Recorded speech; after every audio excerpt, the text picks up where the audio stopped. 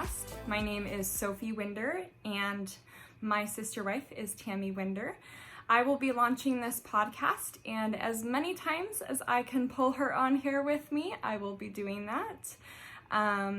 She has a lot going on right now, and so we'll just see. We'll see if we can get her out of her comfort zone a little bit and join me.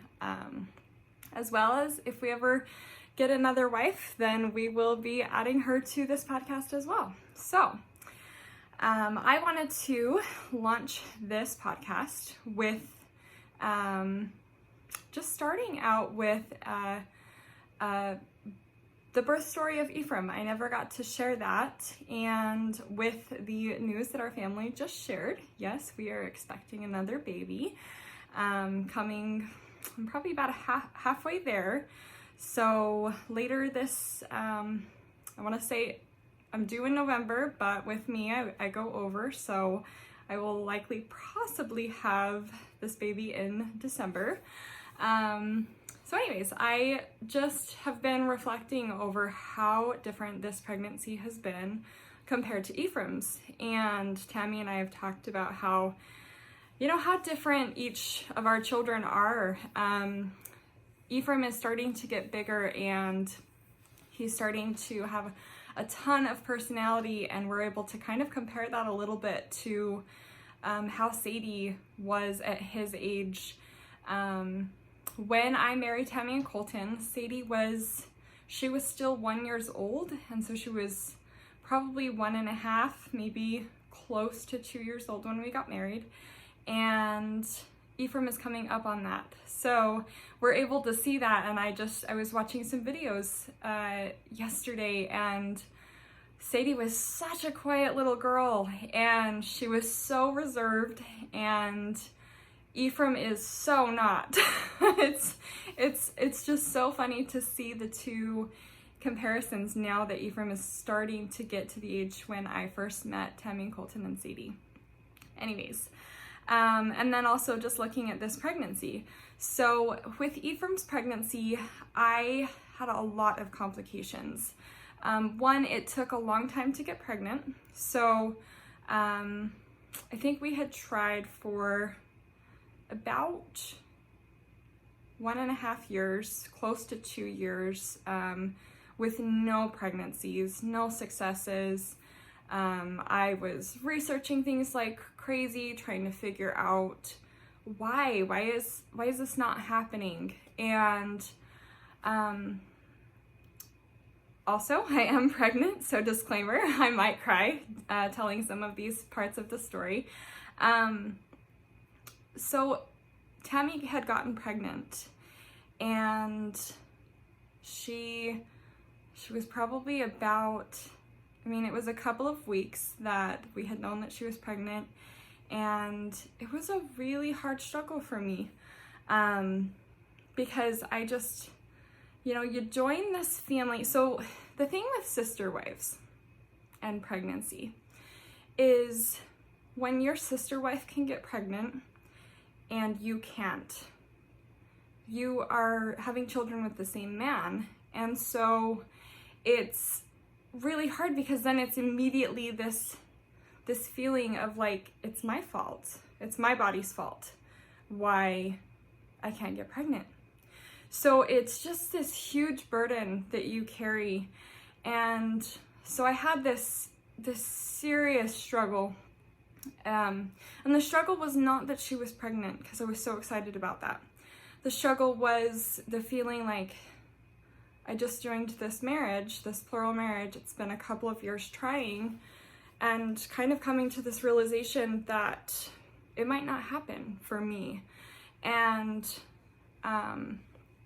just kind of processing that and realizing that didn't have to stop my joy, because Tammy was still able to have babies, and that meant that we were still going to be able to grow our family and have more children.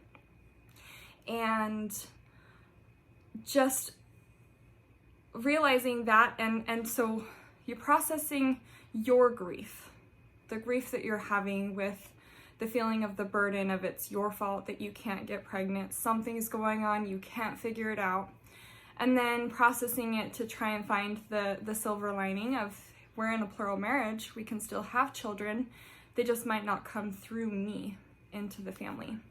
So realizing that, I just kind of accepted. I had processed it, and I accepted that Tammy might be the only mom that gets to actually physically bring children into our family.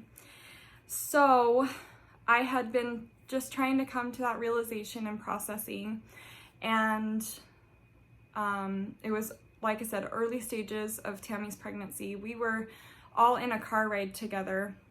We were traveling about a 3-hour travel drive. We had gone to like a conference or something all together, and we were driving back home, and Tammy was really nauseous. And so we stopped at the gas station to get her like a Sprite to sip on. And surprisingly, that was the hardest thing for me, because I was witnessing the feeling of the fact that she was pregnant. So it was really hard. So then the rest of the drive, we kind of started talking about it. And it was still early in mine and Tammy's relationship, kind of establishing the trust in the relationship and the feeling like you can be vulnerable with each other. This was probably one of the first conversations that we had had that kind of breached that vulnerability, because we just dealt with our own things. We were in 2 separate households at the time, and we just didn't talk about things like that. And Tammy, I just started breaking down and crying and trying to share that with her, and it was a really hard thing to open up and be honest about. And I just shared all of the feelings of like, I just feel like I can't get pregnant. It's not happening. I don't know why. And she encouraged me. She said, you've been trying for a while. You should see a doctor. You should see someone that can help. And I come from the background, you don't see doctors. I gone 10 years without seeing a doctor. I just always do the natural thing, and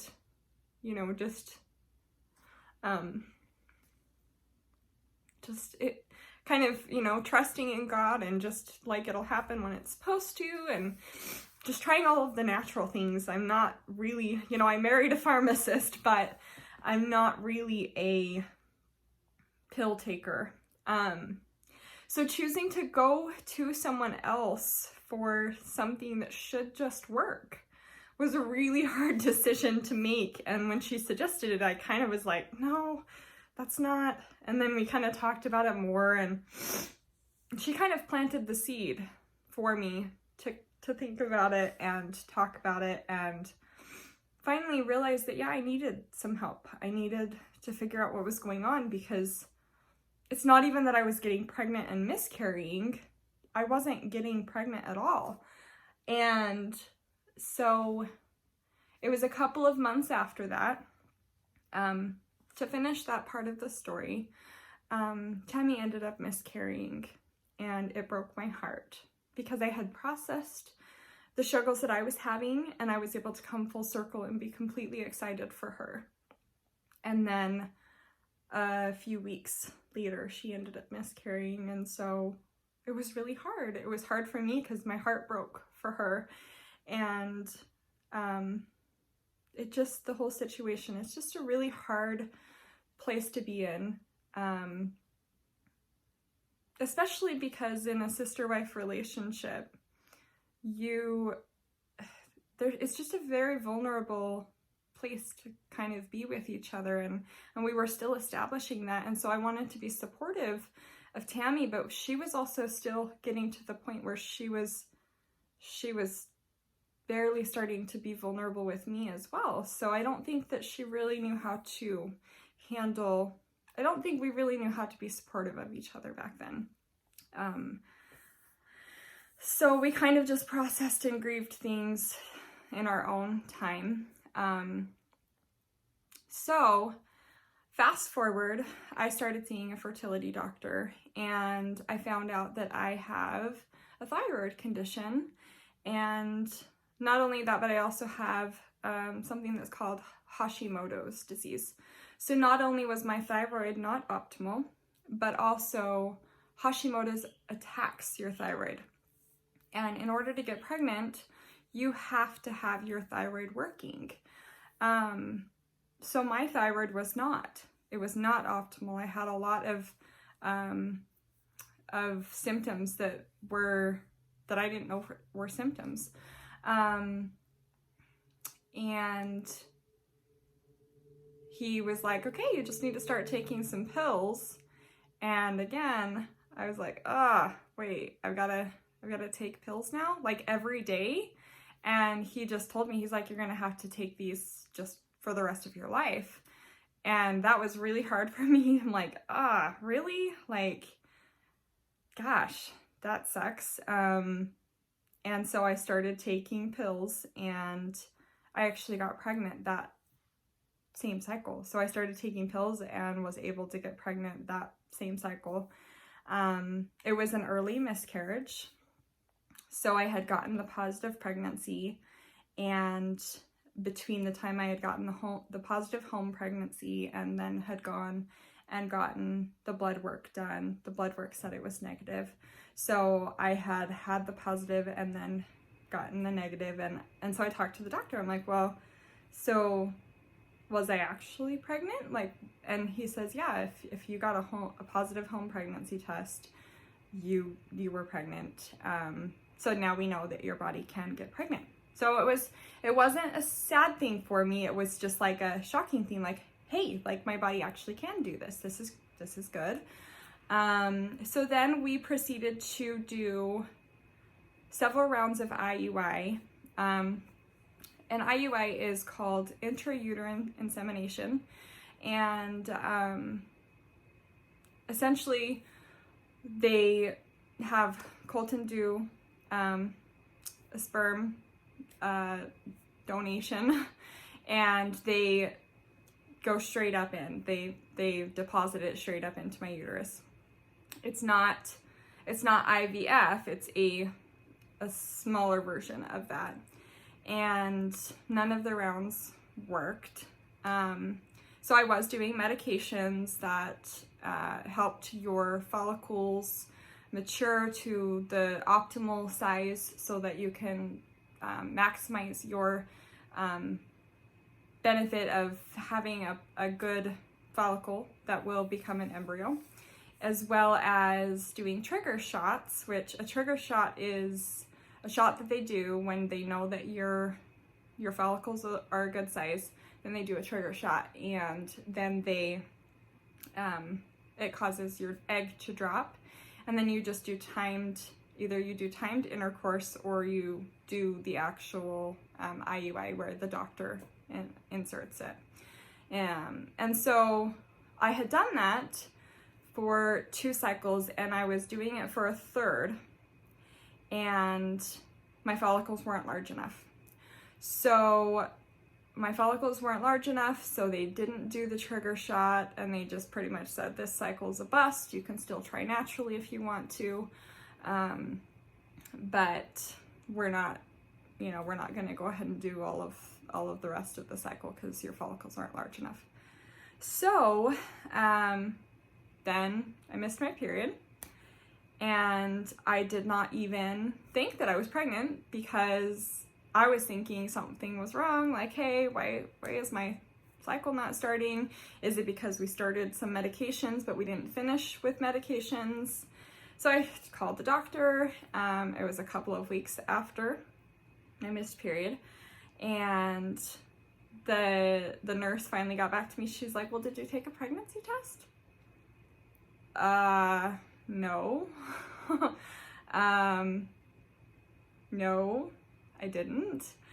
And so she's like, well, take a pregnancy test, see if you're pregnant, and if you're not, we just have to, we have to wait for your cycle to start, or we can do something to try and see if we can get your cycle to start. So I took a pregnancy test in the afternoon, which, when you're struggling to get pregnant, you know that you have to take, you know, that pregnancy test early morning to get the best urine, to have, you know, the strongest HCG levels. And so I took it that afternoon and it was positive. And I was like, oh my gosh, what? Totally, completely shocking. Like, wow, I can't even believe this. So by this point, I was about 6 weeks along. And I'm like, holy crap. And then like the next day I started experiencing nausea, which is something I never experienced before in, you know, pregnancy. And I was just ecstatic and over the moon, and it was just crazy. I can't believe that happened. And anyway, so then it was actually I think it was a holiday weekend. So I was spending time with Tammy and Colton and spent the night over at their house, and we had it scheduled, I think it was for Tuesday because Monday was the holiday. And over that weekend, I, you know, was really sick, not feeling well. Tammy brought me tea. It was, you know, awesome. I was still in bed and really not feeling well. She brought me some peppermint tea and that really helped. Anyways, and by the time I went in on Tuesday to get my blood test done, my blood test came back negative.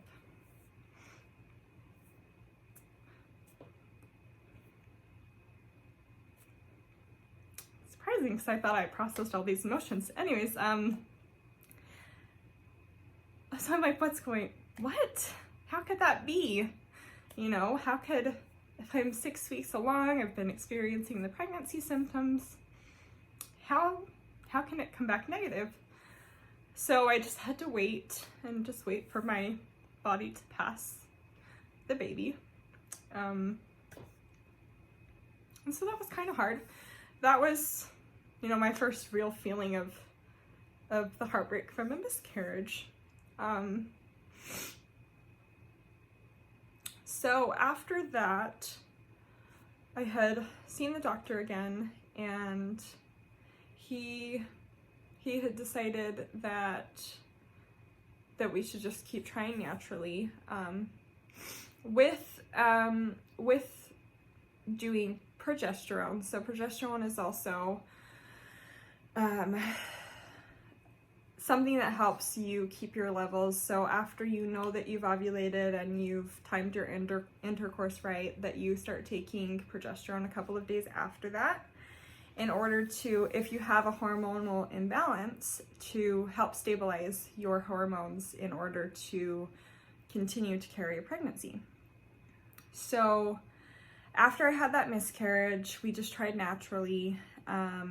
We weren't doing all of the medications. The only medication I was doing was the progesterone. And that right there is the worst thing ever. Progesterone makes you so hormonal. And I mean, I'm sure it's different for everybody, but for me, it was just, I would be hormonal, just crazy hormonal for the 2-week wait period, and then not getting pregnant by the end of that was so hard. It was such a roller coaster, because then you would stop taking the progesterone, you'd start your cycle again, you'd do it all over again. And I did that for months and months. And then I started doing ovulation strips and tracking my temperature through the temp drop. I got that from a friend, told me about it. I bought one right away. I started tracking my temperatures to try and understand what my body was doing.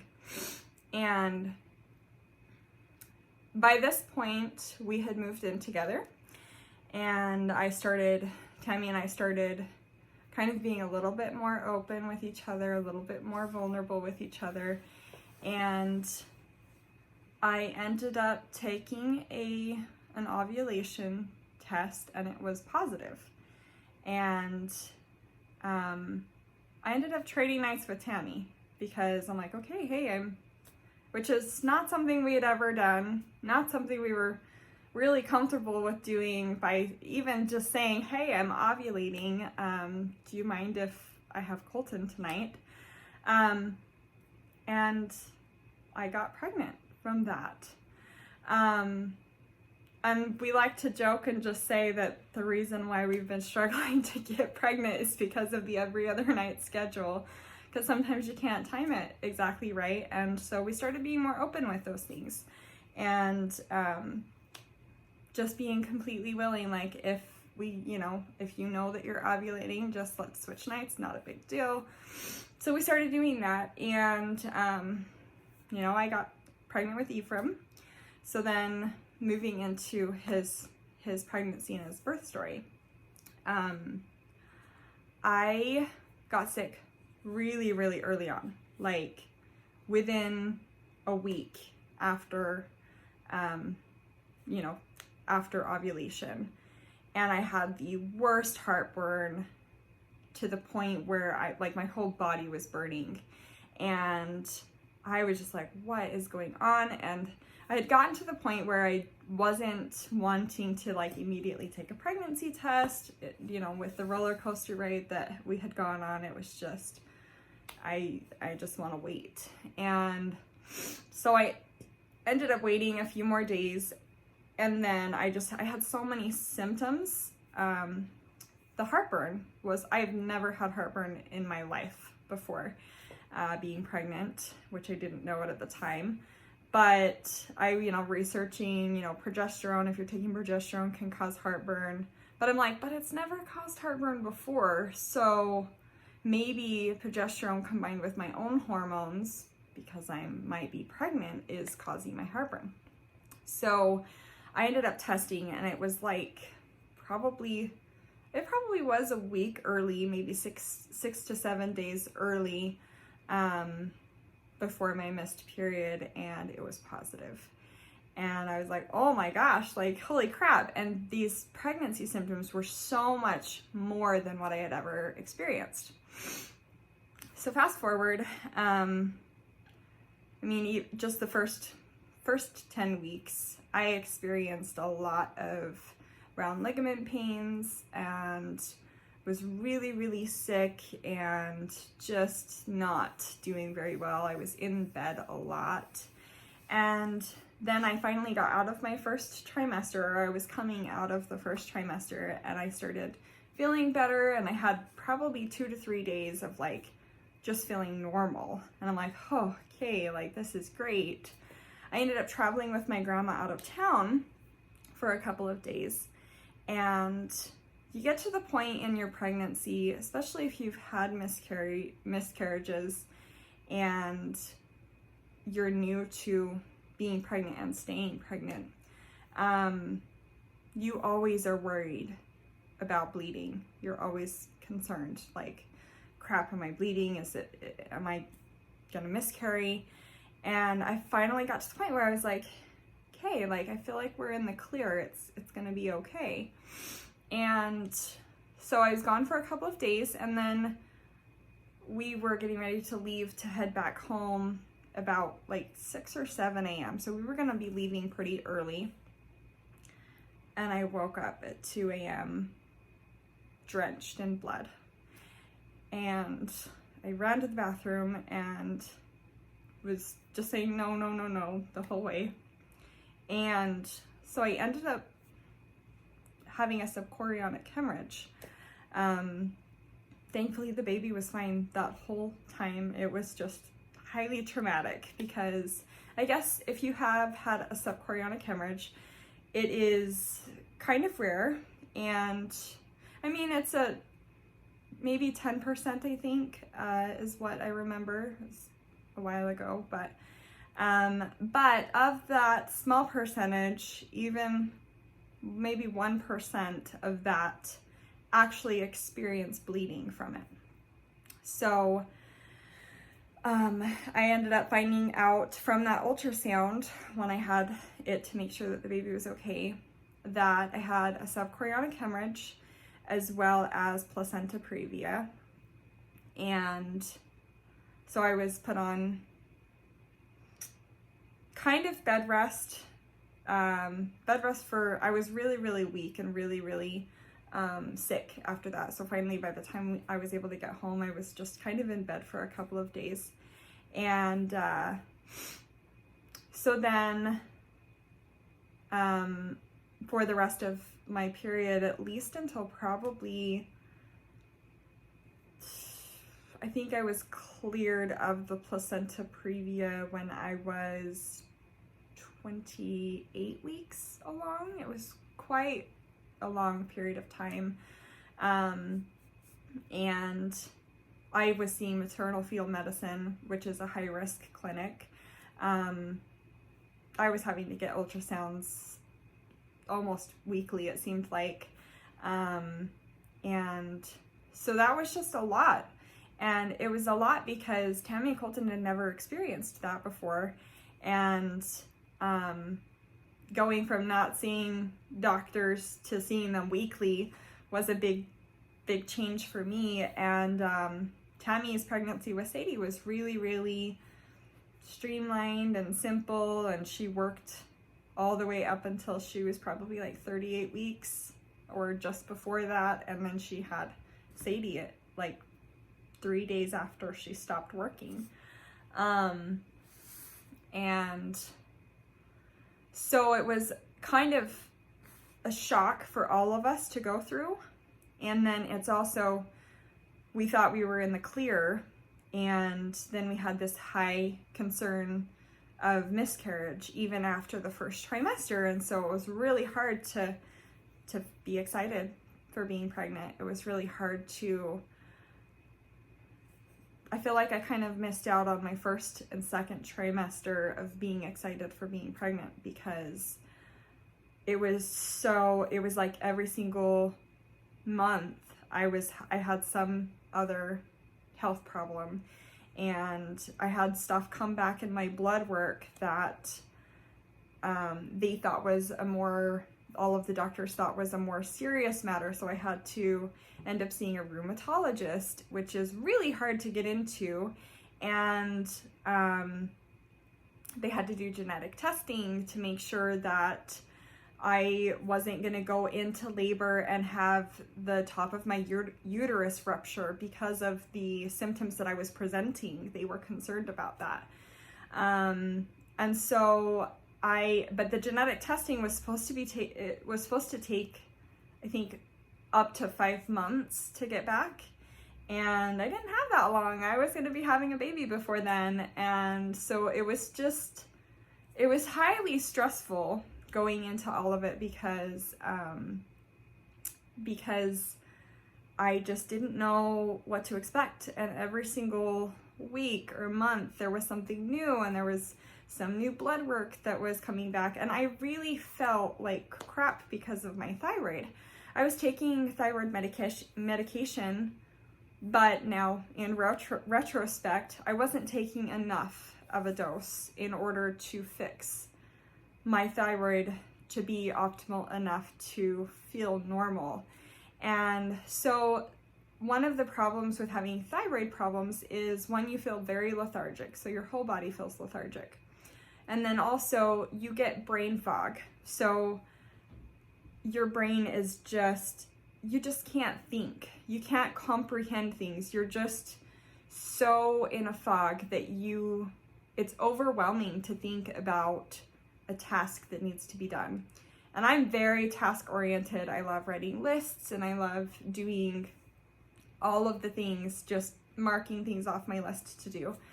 And I was not like that during my pregnancy, because I wasn't even capable of doing that. And so I was struggling with the thyroid by itself, but then I was having all of these weird, crazy things coming back in my blood saying that I had possibly a lot more problems. So my whole pregnancy was really stressful. And getting down to it, I think I was about 37 weeks along, 37 or 38 weeks along, when the genetic testing came back. I had planned to have a home birth because I'm a midwifery apprentice. I've since paused that apprenticeship, but totally believe in home birth, wanted to do it. I, had planned to do it, but then all of the health problems that I ended up having made me high risk. It was not the best idea for me to choose to have a home birth when I was 30 minutes from the hospital and didn't know if there was going to be complications. I was not going to put myself or my baby at risk just to have a home birth. So we ended up planning to have a hospital birth. And then COVID happened, and I was due middle of April, and COVID started, March was when it was starting to really pick up and get crazy and scary, and every single week, every single day, the hospital was changing their policies. So I had planned to have a birth in the hospital with my midwifery team, with my mom, with my husband, and just my whole support team. And then it got down to I could only have one person, one support. And of course I was going to have that be Colton. So I ended up not being able to have anybody there. My mom, so let's now come into going into labor with Ephraim and just all of that fun stuff. We ended up going on a walk. So I was 40 weeks and 3 days along. And so I was over my due date. We were going on walks. We told Sadie we were walking the baby out. And we went on a walk and we got back to the house and she's like, "Why didn't the baby come?" And so we had to explain to her, it takes a little bit longer than that. We have to go on several walks, and hopefully that will help the baby come. So we ended up going on a walk to the farm, which is a couple of blocks away. So we just walked from our home.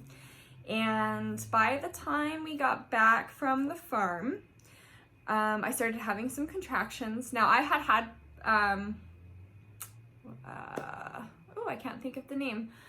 When you have contractions prior to actual labor, for some reason I can't think of the word right now. Anyway, so I had those before, and so I had a lot of contractions during my pregnancy. It was, even if I just had to pee and I had a full bladder, I would have a full-blown contraction, and so I think I just had a really pissed off uterus. So we went on a walk to the farm. By the time we got back, it was about 6 p.m. and I started having contractions that were pretty strong, pretty long, but they were like 18 minutes apart, and they progressively from 18 minutes apart got closer and closer and closer. So we were just kind of hanging out. I was actually knitting a baby blanket that I have been working on for probably 10 years actually. I kind of just do it because it was like a stress relief, so I would just knit squares and stuff, and then I had to put them all together. So I was trying to get this done before Ephraim came, but I kind of fell down on the job. So I ended up just sitting there on the couch knitting my baby blanket, and Colton got out the banjo and we were listening to some songs and just visiting in the living room. And so then it was probably around 9 or 10 o'clock that I was like, all right, well, I'll just go into my bedroom, labor with my mom for a while. It happened to be Tammy's night with Colton, and so I was like, this is early labor, and I know that it can take several hours, so I'm just gonna go do my thing. And I told him to go down and get some sleep. And so I was with my mom. So probably about 1 o'clock in the morning was when it started getting some seriously strong contractions. And they were so close together that I think they were every 2 minutes apart, and they were lasting about a minute. So I only had about a minute of a break between them. And so it was probably, I did that for a while. It was pretty rough. And I finally got to the point where I was like, crap, I think I waited too long. I don't know. So I told my mom, go get Colton. She ran downstairs, got Colton. I was kneeling in front of a chair and I was like, I don't want to get in the car. I don't know. I can't do this. I think I had waited too long and I really did not want to sit in a car for 30 minutes to get to the hospital, but I knew I had to. And so, but because of the situation, my mom ended up jumping in the car with us so that she could help me while Colton was driving, and I couldn't sit down. And I think that has to do with the way where Ephraim was located. He carried really low for a really long time and I had really bad back labor. So, she drove with us to the hospital and ended up dropping us off at the door because she couldn't come in because of COVID. And, I was on my hands and knees and straddling the seat in the car the whole way. And, anyway, so we got in, got checked in, and I was only 3 centimeters dilated, but I was 90% effaced. And I think when we found out that I was only 3 centimeters dilated, like in Colton's mind, he was just like, oh, like she's not very far along. Like I thought there was going to be a baby like coming in like 10 minutes. And, but the effacement, I think, was what my body was working on. And that was why I was laboring so hard. So they had anticipated sending me home, and I was just like, I am not getting back in that car. Like, I will stay in the parking lot. I am not getting back in the car to go home. And so they talked to the doctor and they decided to admit us. And we got admitted into a room, and in 1 hour, I progressed from a 3 to a 7 in 1 hour. And I had gotten in the tub. That was night and day. I was able to labor a lot better. Colton and I had done a doula class. I mean, I am a midwifery apprentice, so I had attended 30 something births. And so I'm really good at labor support in our home births, and doing hip compressions and teaching Colton, you know, what to do.